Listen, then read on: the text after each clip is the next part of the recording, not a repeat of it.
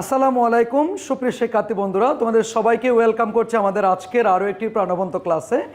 আজকের ক্লাসে আমরা আলোচনা করব এসএসসি ইংলিশের একেবারে গুরুত্বপূর্ণ একটা প্যাসেজ, সেটা হচ্ছে জুলাই রেভলিউশন।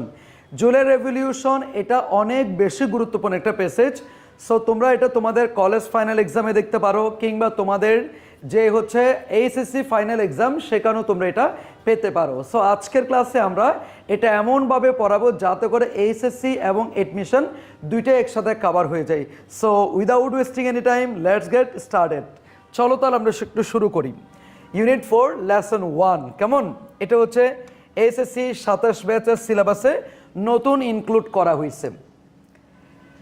প্রথমত মনে রাখবা, আমরা যেহেতু এটা বিশাল একটা প্যাসেজ, আমরা সব সময় মিনিংগুলো তোলার ক্ষেত্রে পুরো সেন্টেন্সটা পড়বো কিংবা পুরো একটা ক্লজ পড়বো। পুরো ক্লজ কিংবা সেন্টেন্স পড়ার পরেই আমরা মিনিংটা তোলার চেষ্টা করব। কি বলছে দেখো তো, the July uprising was a mass movement in Bangladesh. July uprising মানে কি বলতো? জুলাই অভ্যুত্থান। জুলাই অভ্যুত্থান ছিল বাংলাদেশের একটি গণ আন্দোলন। জুলাই অভ্যুত্থান ছিল বাংলাদেশের একটি গণ আন্দোলন। তাহলে মাস মুভমেন্ট মানে কি বলতো? গণ আন্দোলন। কেমন? মাস মানে আমরা জানি গণ, আর মুভমেন্ট মানে কি? আন্দোলন, কিংবা আমরা চাইলে বলতে পারি সংগ্রাম। আচ্ছা, the July uprising was a mass movement in Bangladesh. July অভ্যুত্থান ছিল বাংলাদেশের একটি গণ আন্দোলন। আপরাইজিং শব্দের একটা যদি সিনোনিম বলো তখন বলবা তুমি হচ্ছে রিভোল্ট। কি বলবা? রিভোল্ট। রিভোল্ট মানে বিদ্রোহ। আপরাইজিং এর সিনোনিম তুমি বলতে পারো রিভোল্ট। কেমন? আচ্ছা, that led to the overthrow of Sheikh Hasina's regime in July August 2024। যে জুলাই গণ অভ্যুত্থান 2024 সালের জুলাই আগস্ট মাসে শেখ হাসিনা সরকারের পতন ঘটিয়েছিল। দ্যাট বলতে এখানে হচ্ছে জুলাই গণ অভ্যুত্থানকে বোঝানো হচ্ছে। দ্যাট লেড যেটা পরিচালিত করেছিল, যেটা নিশ্চিত করেছিল, to the overthrow of Sheikh Hasina's regime in July August 2024। 2024 সালের জুলাই এবং আগস্ট মাসের শেখ হাসিনা সরকারের পতন নিশ্চিত করেছিল এই জুলাই গণ অভ্যুত্থান। আচ্ছা, এখানে আমাকে জানতে হবে ওভারথ্রো মানেটা কি। ওভারথ্রো শব্দের অর্থ হচ্ছে পতন ঘটানো। এটার সিনোনিম তুমি বলতে পারো হচ্ছে ডাউনফল। তুমি এটা একটা সিনোনিম বলতে পারো ডাউনফল, আরটা বলতে পারো হচ্ছে ডিসপোজিশন।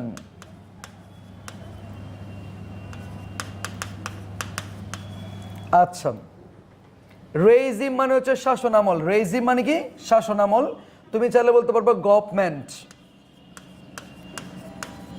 তুমি চাইলে বলতে পারবা কি? গভর্নমেন্ট। কেমন? আচ্ছা, তাহলে কি বলা হচ্ছে? The July uprising was a mass movement in Bangladesh. July অভ্যুত্থান ছিল বাংলাদেশের একটি গণ আন্দোলন। দ্যাট যা led to the overthrow of Sheikh Hasina's regime in July August 2024। যা 2024 সালের জুলাই আগস্ট মাসে শেখ হাসিনা সরকারকে পতন ঘটিয়েছিল। আচ্ছা, also refer to as the monsoon revolution or July revolution.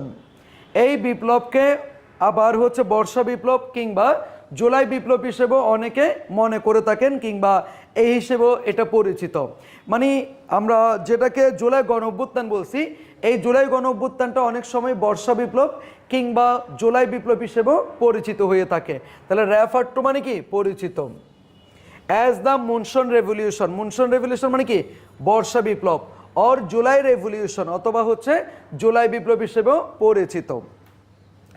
The movement began with a student-led protest at Dhaka University demanding quota reform in public service। Public service মানে তোমরা জানো সরকারি চাকরি। সরকারি চাকরিতে কোটা সংস্কারের দাবিতে ঢাকা বিশ্ববিদ্যালয়ের শিক্ষার্থীদের দ্বারা যেই একটা প্রতিবাদ হয়েছিল, সেই প্রতিবাদের মাধ্যমেই এই আন্দোলনের, এই গণ অভ্যুত্থানের সূত্রপাত ঘটেছিল। তাহলে আমি আবার বলছি, একটু দেখো। দ্য মুভমেন্ট বিগান উইথ মানে শুরু হয়েছিল, আই স্টুডেন্ট লেড প্রোটেস্ট শিক্ষার্থীদের দ্বারা পরিচালিত একটা প্রতিবাদের মধ্য দিয়ে, অ্যাট ঢাকা ইউনিভার্সিটি। এবং এইগুলো কোন ইউনিভার্সিটির শিক্ষার্থী? ঢাকা বিশ্ববিদ্যালয়ের শিক্ষার্থী। ডিমান্ডিং তাদের দাবি ছিল, কোটা রিফর্ম, কি করা, কোটা সংস্কার করা ইন পাবলিক সার্ভিস, সরকারি চাকরিতে। সো তুমি যদি এটাকে গুছিয়ে বলে এভাবে দাঁড়াই, সরকারি চাকরিতে কোটা সংস্কারের দাবিতে ঢাকা বিশ্ববিদ্যালয়ের শিক্ষার্থীদের দ্বারা প্রতিবাদের মধ্য দিয়েই এই গণঅভ্যুত্থানের সূত্রপাত ঘটেছিল। সরকারি চাকরিতে কোটা সংস্কারের দাবিতে ঢাকা বিশ্ববিদ্যালয়ের শিক্ষার্থীদের দ্বারা প্রতিবাদের মধ্য দিয়েই এই গণঅভ্যুত্থানের সূত্রপাত ঘটেছিল। Okay fine. তাহলে এখানে আমরা জানি কোটা রিফর্ম মানে কি, কোটা সংস্কার, কি বলতো, কোটা সংস্কার। আর পাবলিক সার্ভিস মানে কি, সরকারি চাকরি। আর স্টুডেন্ট লেড প্রোটেস্ট মানে কি, শিক্ষার্থীদের দ্বারা পরিচালিত প্রতিবাদ কিংবা হচ্ছে সংগ্রাম বলতে পারো। আর ডিমান্ড মানে কি, দাবি দেওয়া। বিগান উইথ মানে শুরু হয়েছিল। ওকে। দ্য গভর্নমেন্টস ব্রুটাল রিপ্রেশন, সরকারের নৃশংস দমন। রিপ্রেশন মানে কি, দমন। এটা একটা সিনোনিম বলতে পারে রিপ্রেশন। সিনোনিম বলবা কি, রিপ্রেশন বা সাপ্রেশন। রিপ্রেশন বলতে পারবা, সাপ্রেশন বলতে পারবা, ঠিক আছে। দ্য গভর্নমেন্টস ব্রুটাল রিপ্রেশন, সরকারের নৃশংস দমন নীতি। And the tragic loss of life, এবং মর্মান্তিক প্রাণহানি। Transformed the initially a political protest into a wide spread uprising. অর্থাৎ যেটা শুরুর দিকে একেবারেই অরাজনৈতিক একটা প্রতিবাদ ছিল, সেই প্রতিবাদ হচ্ছে ধাপে ধাপে একেবারে হচ্ছে সর্বজন স্বীকৃত গণ অভ্যুত্থানের দিকে রূপ নিয়েছিল। অর্থাৎ এই পুরো আন্দোলনটা শুরুর দিকে একেবারে অরাজনৈতিক ছিল, কিন্তু যখন সরকারের দমন নীতি এবং অনেকগুলো মানুষকে যখন তারা মেরে ফেলেছিল, তখন এই অরাজনৈতিক আন্দোলনটা আস্তে আস্তে একেবারে সর্বজন স্বীকৃত গণ অভ্যুত্থানের দিকে রূপ নিয়েছিল। এটাই। তাহলে আরেকটু দেখো, দ্য গভর্নমেন্টস ব্রুটাল রিপ্রেশন, সরকারের নৃশংস পাশবিক দমন। And the tragic loss of life, মর্মান্তিক প্রাণহানি। ট্রান্সফর্ম, পরিবর্তন করেছিল। The initially a political protest, শুরুর দিকের যে অরাজনৈতিক প্রতিবাদ ছিল, সেই প্রতিবাদটা রূপান্তরিত হয় into a wide spread uprising, একেবারে সর্বজন স্বীকৃত গণ অভ্যুত্থানের দিকে এটা পরিবর্তিত হয়, রূপান্তরিত হয়। দ্যাট ইউনাইটেড, যেটা একত্রিত করেছিল, ভেরিয়াস পলিটিক্যাল, অনেকগুলো রাজনৈতিক, কালচারাল, সাংস্কৃতিক, সোশ্যাল, সামাজিক অ্যান্ড রিলিজিয়াস গ্রুপ, যেটা অনেকগুলো রাজনৈতিক, সামাজিক, ধর্মীয় অনেকগুলো দলকে একত্রিত করেছিল। সোজা কথায় এই আন্দোলনটা একেবারে শুরুর দিকে অরাজনৈতিক ছিল, কিন্তু সরকার যখন দমন নীতি চালাচ্ছে, অনেকগুলো মানুষের জীবন যখন কেড়ে নিচ্ছে, তখন এই অরাজনৈতিক আন্দোলনটা আস্তে আস্তে একেবারে সর্বজন স্বীকৃত গণ অভ্যুত্থানের দিকে রূপ নিয়েছিল, যার কারণে রাজনৈতিক, সামাজিক, ধর্মীয় সমস্ত প্রকার দলগুলো এই আন্দোলনে যোগদান করেছিল। এটা হচ্ছে মূল কথা, আশা করি বুঝতে পেরেছ। তাহলে অ্যাপলিটিক্যাল মানে কি, অরাজনৈতিক। এটার একটা সিনোনিম বলতে পারে নন পলিটিক্যাল। কি বলবা, নন পলিটিক্যাল। এই পলিটিক্যাল মানে হচ্ছে অরাজনৈতিক, এটা একটা সিনোনিম হবে কি, নন পলিটিক্যাল। আর ইনিশিয়ালি মানে কি জানো, প্রাইমারিলি। ইনিশিয়ালি মানে কি, প্রাইমারিলি। প্রাইমারিলি মানে কি, শুরুর দিকে। ইনিশিয়ালি মানেও কি, শুরুর দিকে, মনে রাখবা। আর ওয়াইড স্প্রেড মানে এখানে কি, সর্বজন স্বীকৃত কিংবা সার্বজনীন বলতে পারো। কি বলবা, সার্বজনীন। সার্বজনীন গণ অভ্যুত্থান। তাহলে ওয়াইড স্প্রেড মানে এখানে সার্বজনীন মনে করবা। তারপর ট্রান্সফর্মড মানে কি, কনভার্টেড। কি বলবা, কনভার্টেড। কনভার্টেড মানে পরিবর্তিত হওয়া, ট্রান্সফর্মড মানেও পরিবর্তিত হওয়া, মনে রাখবা। রিপ্রেশন মানে দমন, সাপ্রেশন মানে দমন, অপারেশন মানে দমন। ট্রাজিক মানে হচ্ছে মর্মান্তিক। কি বলবা, মর্মান্তিক। আচ্ছা, আশা করি আমরা বুঝছি এটুকুই। এরপর আসুন, this collective mobilisation ultimately led to Sheikh Hasina fleeing the country. Collective mobilisation মানে বুঝছো, সমষ্টিগত যোগদানের কারণে যখন সকল মানুষ একসাথে কি করতেছে, সমাবেশে যোগদান করতেছে, সবাই যখন রাস্তায় নেমে আসতেছে, দ্য কালেকটিভ মোবিলাইজেশন। মোবিলাইজেশনের শ্রেণী তুমি বলতে পারো অর্গানাইজেশন। সমষ্টিগত যখন একত্রীকরণ হয়েছে সবাই মিলে, আলটিমেটলি অবশেষে led to Sheikh Hasina fleeing the country, যার কারণে শেখ হাসিনাকে দেশ থেকে পালাইতে হয়। মানে শেখ হাসিনা দেশ থেকে পালাই যেতে বাধ্য হয়। সবাই যখন রাস্তায় নেমে আসে, তখন শেখ হাসিনা বাধ্য হয়ে দেশ ছেড়ে পালিয়ে যায়। তাহলে ফ্লি মানে কি, পালানো। ফ্লি মানে কি, পালানো, মনে রাখবা। The uprising was not a sudden event, এই অভ্যুত্থান কোনো আকস্মিক ঘটনা ছিল না। সাডেন মানে বুঝছো হঠাৎ, ইভেন্ট মানে কি ঘটনা। এই গণ অভ্যুত্থান কখনো কোনো আকস্মিক ঘটনা ছিল না, হঠাৎ করে ঘটে গেছে এরকম কোনো ঘটনা এটা নয়, এটার পিছনে অনেকগুলো কারণ আছে। The uprising was not a sudden event, গণ অভ্যুত্থান কোনো আকস্মিক ঘটনা ছিল না। রেদার বরং it was the culmination of 16 years of public frustration, এটা ছিল মানুষের দীর্ঘ 16 বছরের জমানো ক্ষোভের একটা চূড়ান্ত পরিণতি। কালমিনেশন মানে কি চূড়ান্ত পরিণতি, ক্লাইম্যাক্স বলতে পারো, কি বলতে পারো ক্লাইম্যাক্স, ক্লাইম্যাক্স মানে চূড়ান্ত পরিণতি, অথবা তুমি বলতে পারো হচ্ছে কি আলটিমেট কনসিকুয়েন্স, আলটিমেট কনসিকুয়েন্স বলতে পারো। তাহলে কি বলছে, the uprising was not a sudden event, এই গণ অভ্যুত্থান কোনো আকস্মিক ঘটনা ছিল না। রেদার বরং ইট ওয়াজ, এই ঘটনাটা ছিল the culmination of 16 years of public frustration, জনগণের 16 বছরের জমানো হতাশার একটা কি চূড়ান্ত পরিণতি। 16 বছরের মানুষের কুবের যে একটা পরিণতি সেটাই এটা ঘটেছে, এটা এমনি এমনি ঘটে নাই।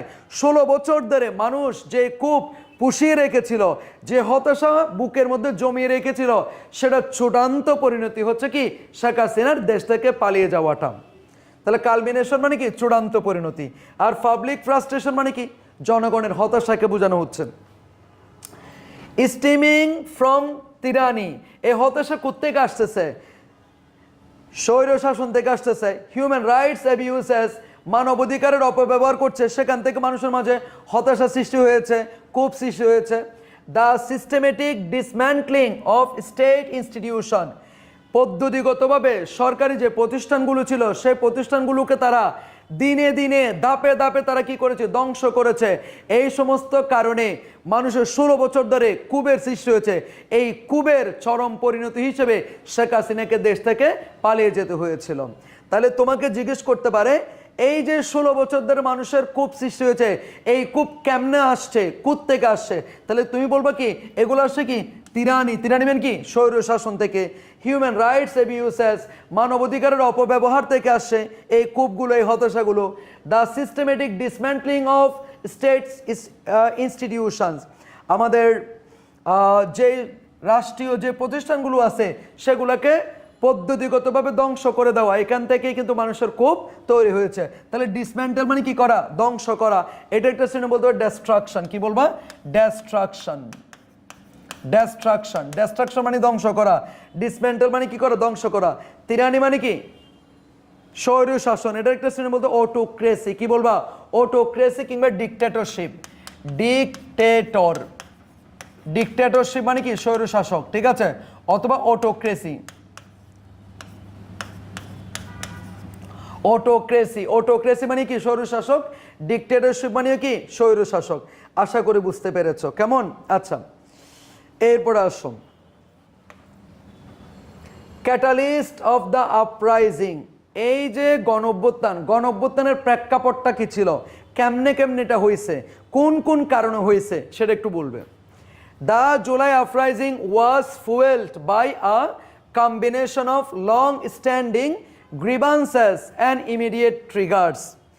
জুলাই গণ অভ্যুত্থান হচ্ছে দীর্ঘদিনের জমানো ক্ষোভ এবং সাম্প্রতিক সময়ের কিছু ঘটনার ফল হিসেবে হচ্ছে আমরা গণ অভ্যুত্থানটা পেয়েছি।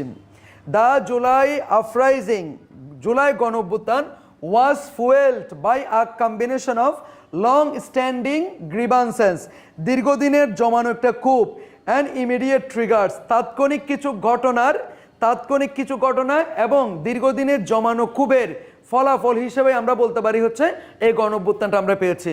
গণ অভ্যুত্থানটা এমনি এমনি পাই নাই, গণ অভ্যুত্থানটা পাওয়ার পিছনে কারণটা কি, দীর্ঘদিনের জমানো ক্ষোভ এবং সাম্প্রতিক সময়ের কিছু ঘটনা। ট্রিগার্স মানে কি ঘটনা, যেমন এই যে তারা হচ্ছে কোটা ব্যবস্থা আগে বিলুপ করে ফেলছে, আবার বলছে কি কোটা ব্যবস্থা থাকবে, তারপর রাজাকারের বাচ্চা বলতেছে, এই সমস্ত ঘটনাগুলোর কারণেই কিন্তু কি এই জুলাই গণ অভ্যুত্থানটা ঘটেছে। তাহলে ইমিডিয়েট ট্রিগার্স মানে কি তাৎক্ষণিক কিছু কি ঘটনা। ইমিডিয়েট মানে মনে করবে ইনস্ট্যান্ট, ইমিডিয়েটের একটা সিনোনিম কি হবে ইনস্ট্যান্ট, ইনস্ট্যান্ট মানে কি তাৎক্ষণিক, আর ট্রিগার্স মানে কি ঘটনা। লং স্ট্যান্ডিং মানে বুঝছো তো দীর্ঘদিনের, এক নম্বরটা দেখো, কোটা রিফর্ম অ্যান্ড ডিসক্রিমিনেশন, কোটা সংস্কার এবং আবার কি বৈষম্য। তাহলে কোটা সংস্কার এবং কি বৈষম্য, ডিসক্রিমিনেশন মানে বৈষম্য, এটার একটা সিনোনিম হতো ডিসপারিটি। কি হবে? ডিসপারিটি। ডিসপারিটি মানেও বৈষম্য। কেমন?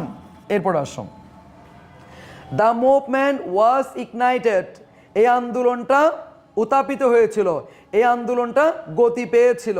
দ্য মুভমেন্ট ওয়াজ ইগনাইটেড, এই আন্দোলনটা গতি পেয়েছিল by the reinstatement of a discriminatory quota system in government job,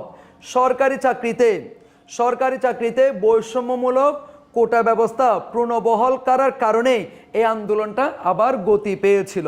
মানে এই আন্দোলনটা তো এমনি এমনি হয় নাই, সরকারি চাকরিতে বৈষম্যমূলক কোটা ব্যবস্থা যখন আবার পুনর্বহাল করতে চায় তখনই হচ্ছে এই আন্দোলন আবার নতুন করে গতি পেয়েছিল।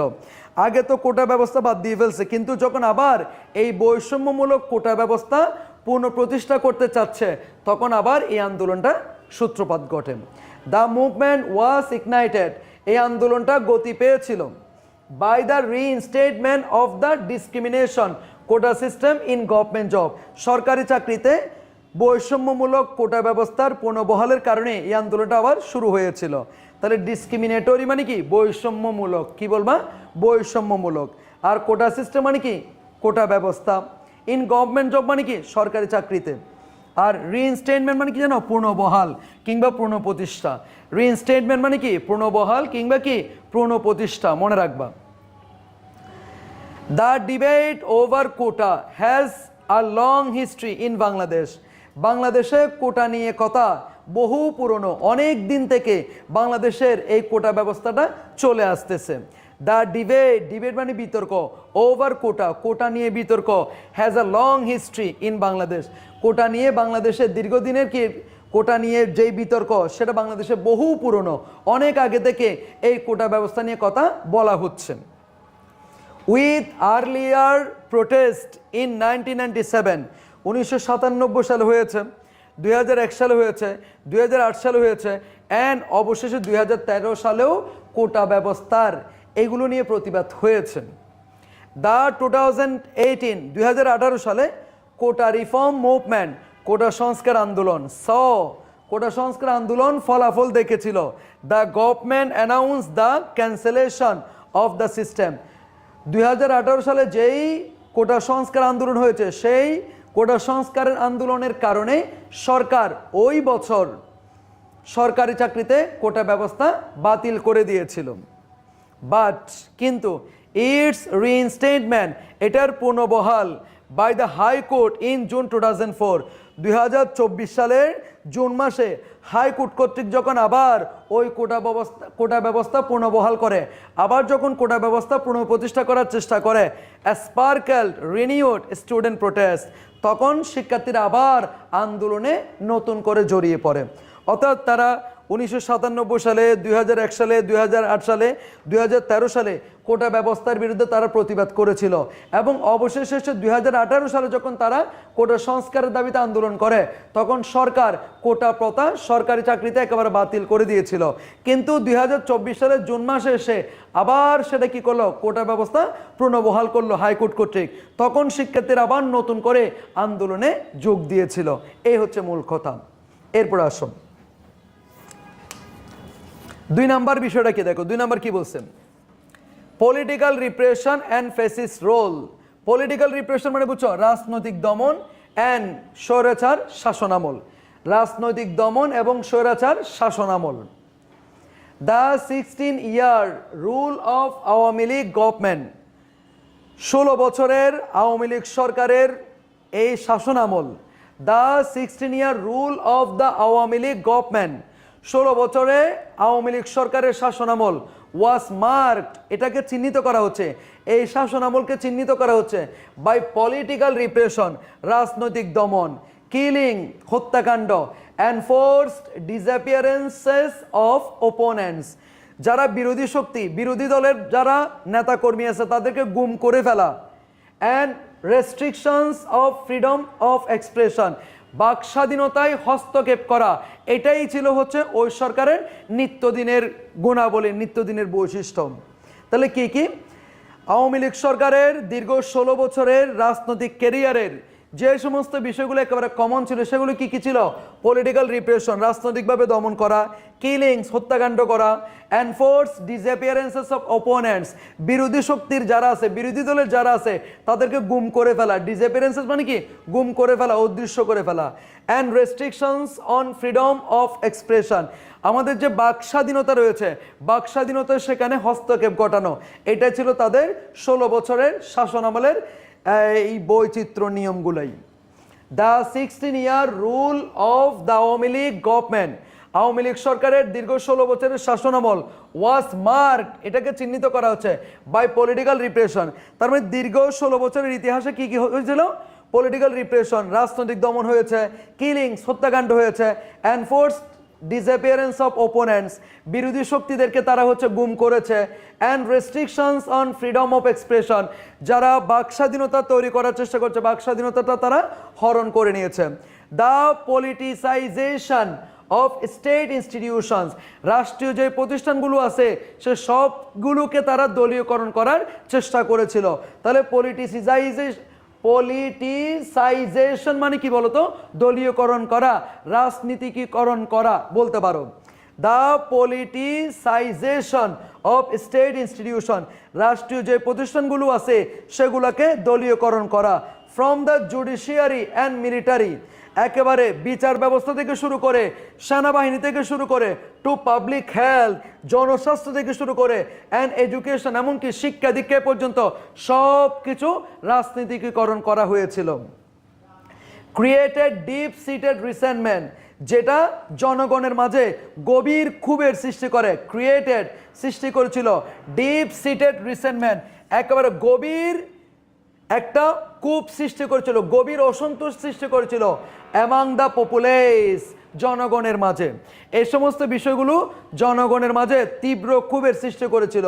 হু ফেল, যারা ও মনে করছিল, ডিসএনফ্র্যাঞ্চাইজড অ্যান্ড অপ্রেসড, যারা নিজেরাই মনে করছিল তারা হচ্ছে কি ভোটাধিকার হরণ হচ্ছে এবং তারা হচ্ছে কি অপ্রেস, তারা শোষিত হচ্ছে। ডিসএনফ্র্যাঞ্চাইজ মানে কি? তারা ভোটাধিকার থেকে বঞ্চিত হচ্ছে এবং তারা হচ্ছে শোষিত হচ্ছে, এমনটাই তাদের নিজেদের মনে হচ্ছিল।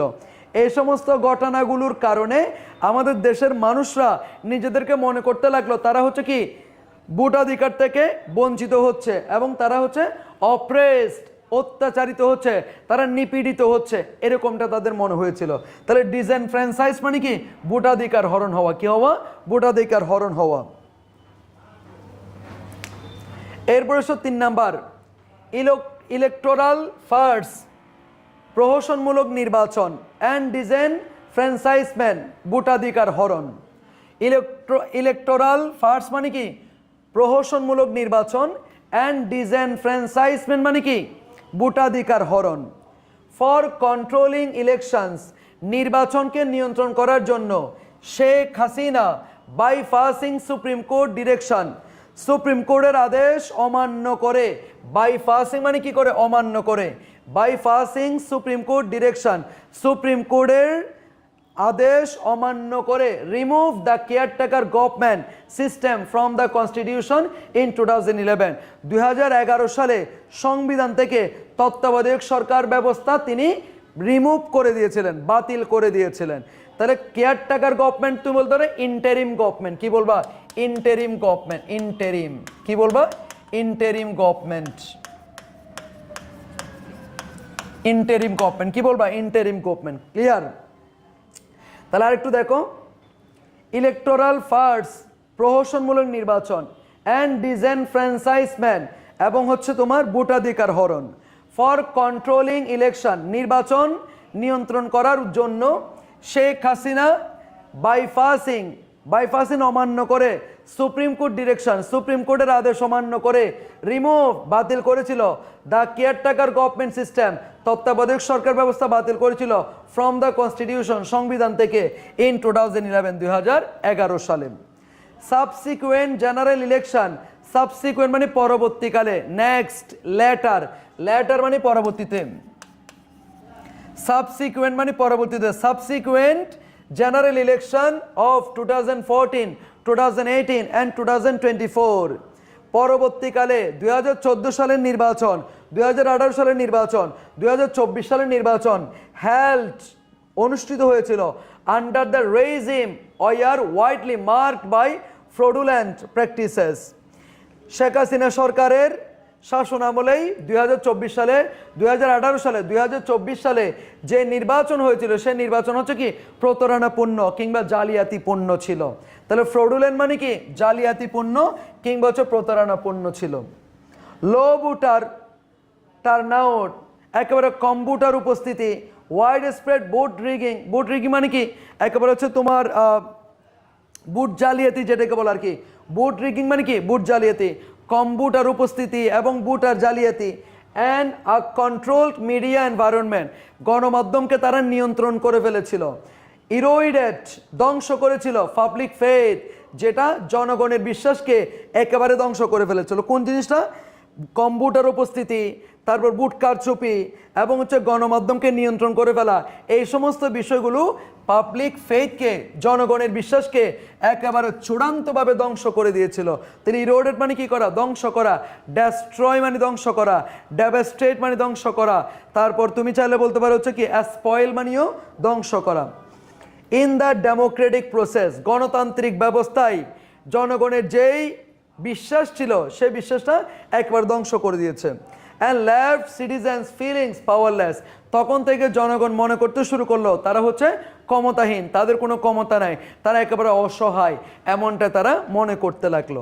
আশা করি বুঝতে পেরেছ। 4 নাম্বার, ইকোনমিক হার্ডশিপ, অর্থনৈতিক দুরবস্থা।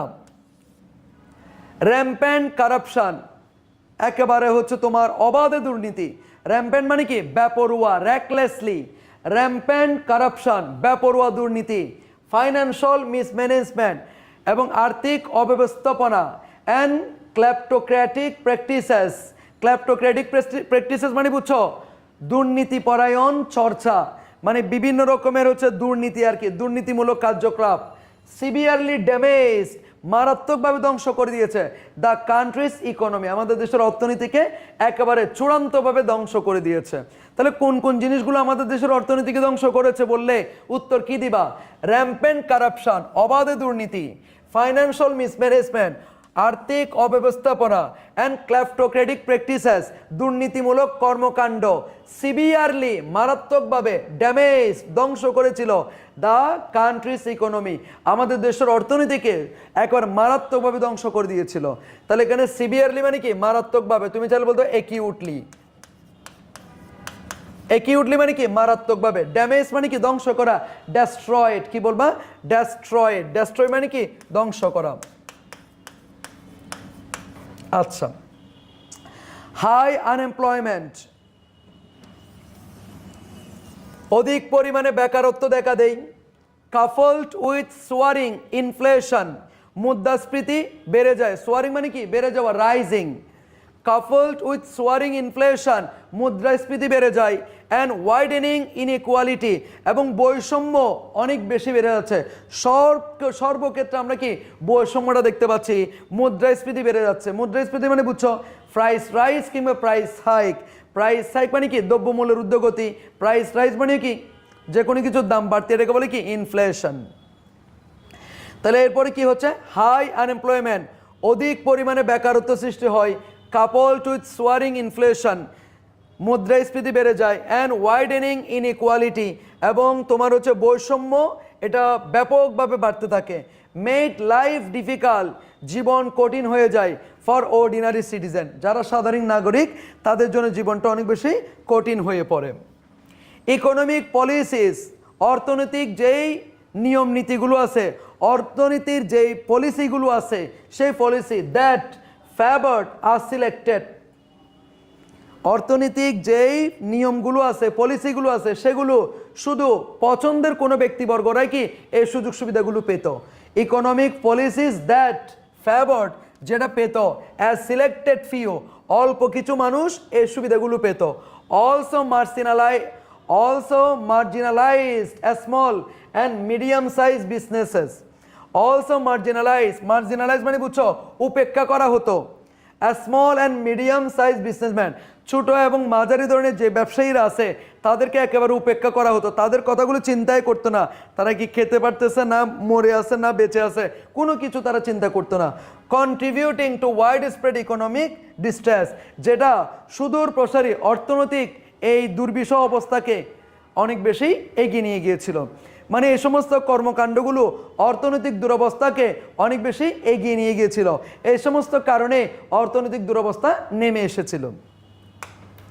এরপরে 5 নাম্বার, ইউথ ডিসইলিউশনমেন্ট, যুবকদের হতাশা।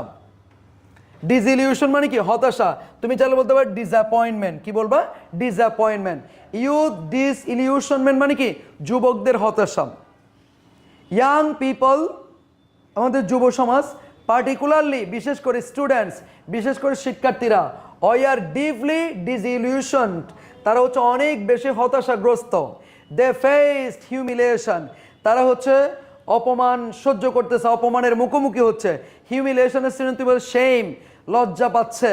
অ্যান্ড ভায়োলেন্স, তারা সহিংসতার মুখোমুখি হচ্ছে অ্যাক্রস দ্য কান্ট্রি, সারা বাংলাদেশে।